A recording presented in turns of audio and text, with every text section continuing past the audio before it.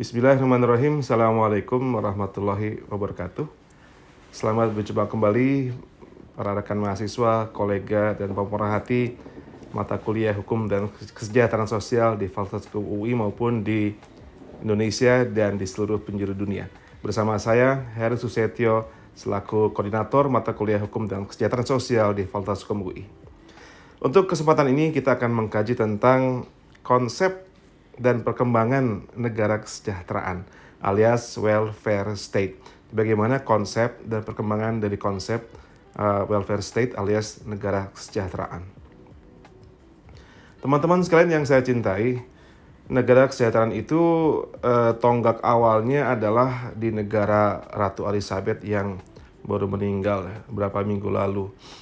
Karena pada tahun 1598 dan 1601 ada Ratu Elizabeth pertama yang ataupun Queen Elizabeth I itu melahirkan yang namanya Poor Relief Act alias Undang-Undang Bantuan Warga Miskin tahun 1598 dan tahun 1601. Bayangkan, ini undang-undang sudah berusia 4 abad ya.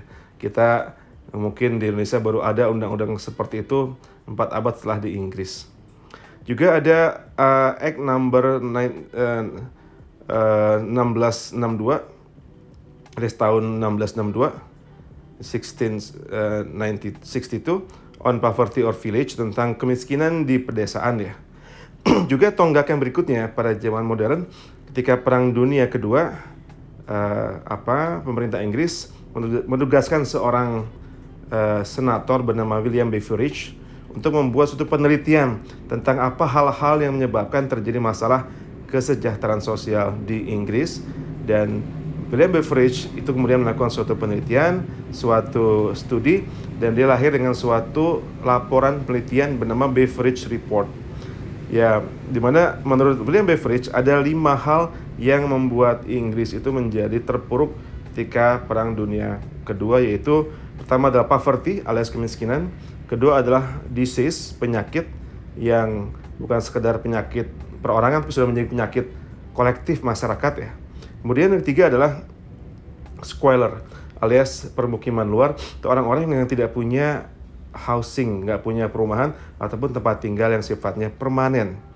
Yang keempat adalah ignorance, sikap tidak peduli, masa bodoh, dan idleness alias malas ya.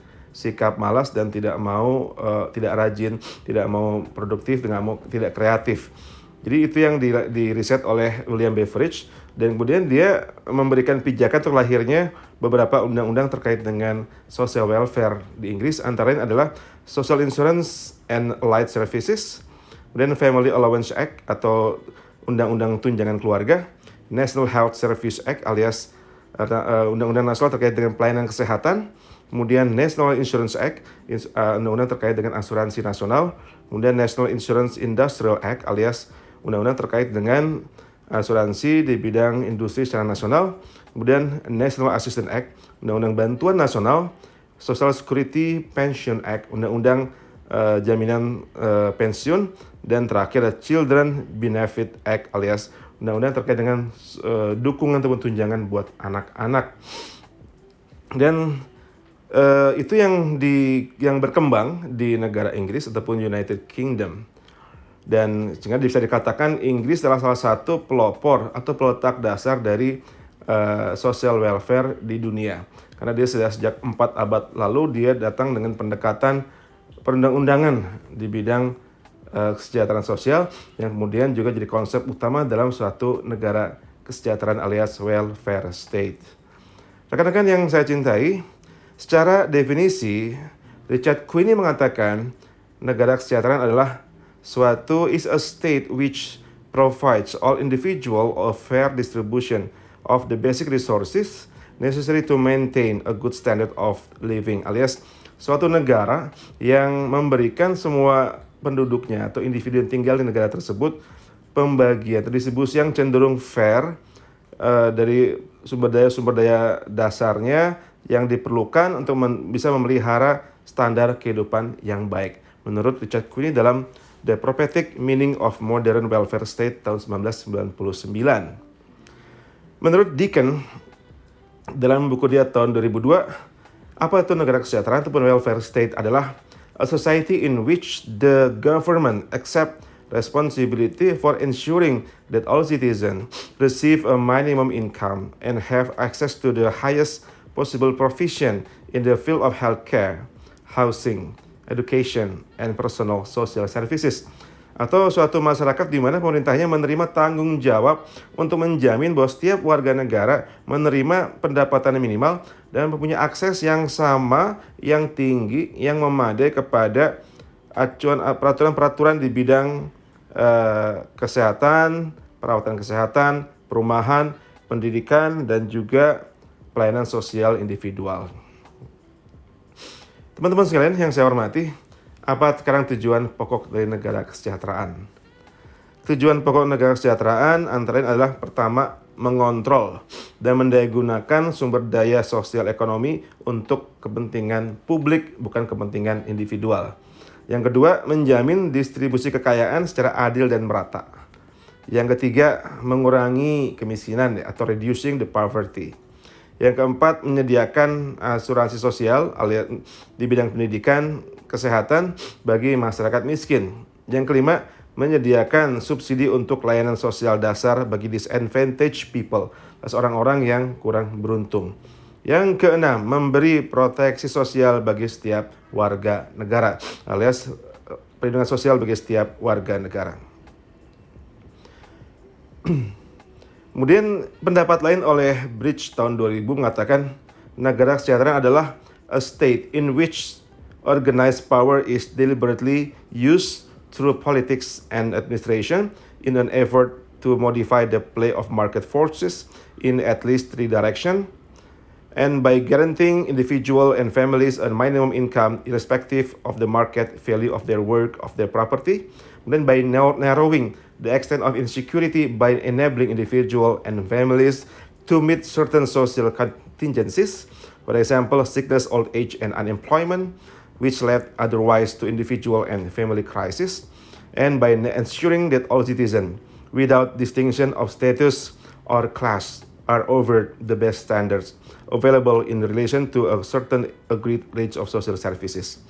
Itu dalam bahasa Indonesia, menurut Bridge, apa itu negara kesejahteraan? Adalah suatu negara yang berusaha untuk mengorganisasi, mengelola, mengadministrasikan kekuatannya, sumber dayanya secara sengaja melalui politik dan administrasi dalam usaha untuk memodifikasi atau merekayasa kekuatan-kekuatan pasar untuk berpihak kepada kesejahteraan sosial melalui tiga cara. Pertama adalah dengan menjamin setiap individu dan keluarga suatu pendapatan yang minimal tanpa memandang kontribusi mereka kepada pasar atau pekerjaan mereka ataupun akses yang mereka miliki terhadap properti.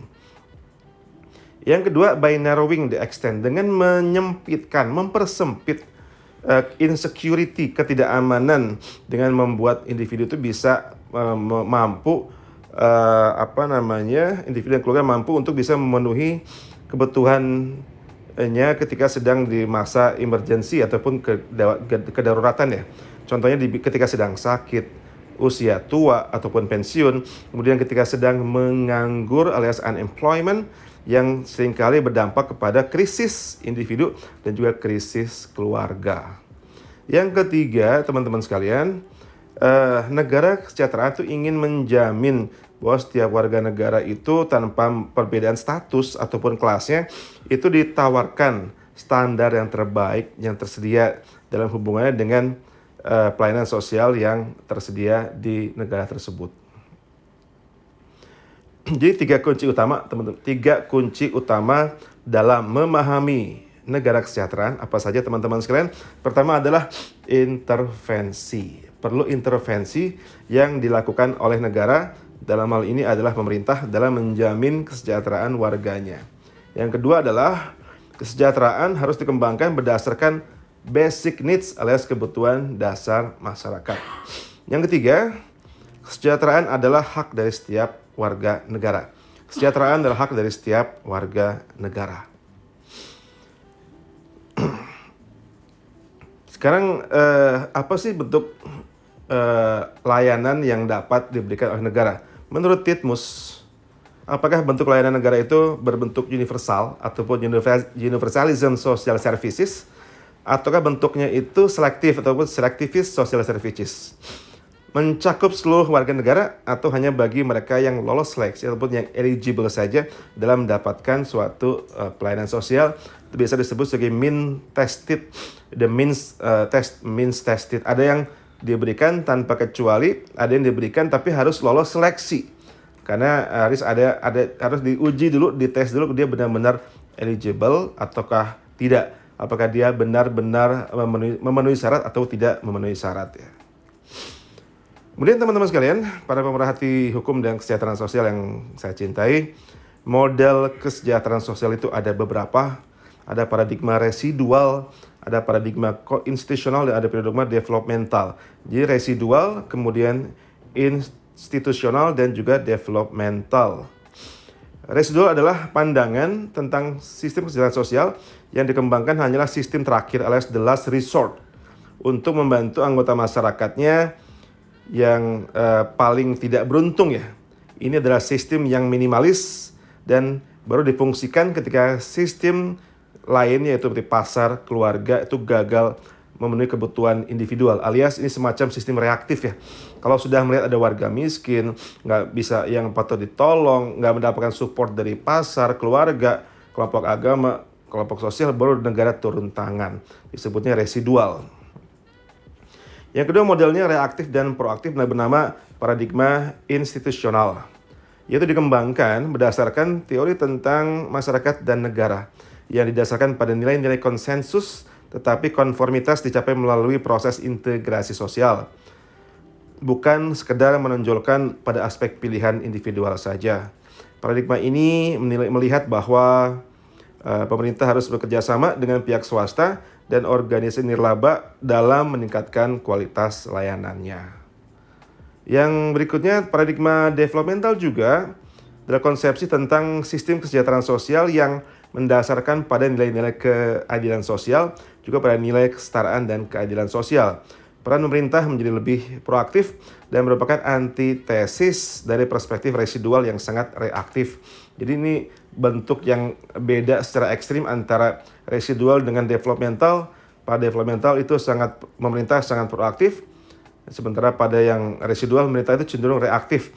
Kalau sudah ada warga yang dianggap perlu bantuan, yang terzalimi, yang menderita, yang nggak disupport oleh pasar, keluarga, kelompok agama, kelompok sosial, barulah negara turun tangan. Ini prinsip negara residual. Maka secara teori, apa itu paradigma kesejahteraan sosial? Yang residual itu berdasarkan nilai filantropi dan amal.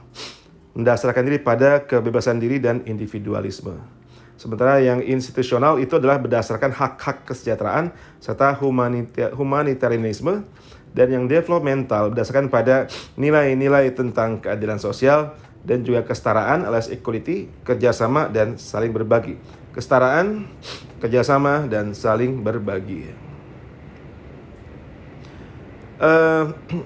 Itu saja mungkin untuk kuliah hari ini, teman-teman yang saya cintai, saya hormati. Pada intinya tentang paradigma ini kita akan terus kaji dan kita perdalam dalam kuliah berikutnya. Namun yang harus kita camkan adalah bahwa pilihan bentuk apa yang negara kita yang pilih, apakah bentuknya residual, apakah developmental, apakah sifatnya kelembagaan semacam institusional ataupun yang minimalis, ini akhirnya tergantung kepada pilihan politik yang diterapkan ataupun dipilih oleh pengambil kebijakan di negara tersebut.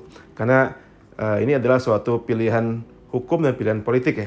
Mana yang diambil itu juga tergantung sejauh mana dari kekuatan modal, kekuatan pembiayaan, kekuatan pendapatan entah dari pajak atau dari sumber lainnya untuk mensupport atau untuk membiayai suatu kesejahteraan sosial. Karena itu tuh tidak murah dan tidak mudah. Untuk menyelenggarakan suatu universal healthcare system, negara harus cukup punya biaya. Dari mana biayanya? Sangat mungkin dari pajak. Nah, kalau pajaknya tidak tinggi, tidak besar, atau negara pertumbuhan ekonomi juga tidak bagus, maka bisa dipastikan kesejahteraan sosial tidak banyak bisa diberikan atau dikembangkan oleh negara. Maka sangat bergantung, sangat berhubungan antara kesejahteraan ekonomi, pertumbuhan ekonomi, pendapatan yang kuat dari pajak dengan pilihan model negara kesejahteraan yang mana akan diambil, apakah developmental, institusional, universal, residual, ataupun minimalis. Terima kasih. Kita akan berjumpa dalam kuliah berikutnya untuk kajian tentang negara kesejahteraan yang akan datang. Dan juga kita akan mengkaji khusus tentang apakah bentuk negara kesejahteraan dipilih oleh negara kita tercinta, Indonesia. Terima kasih. Selamat belajar. Selamat sehat selalu. Wassalamualaikum warahmatullahi wabarakatuh dan salam sejahtera.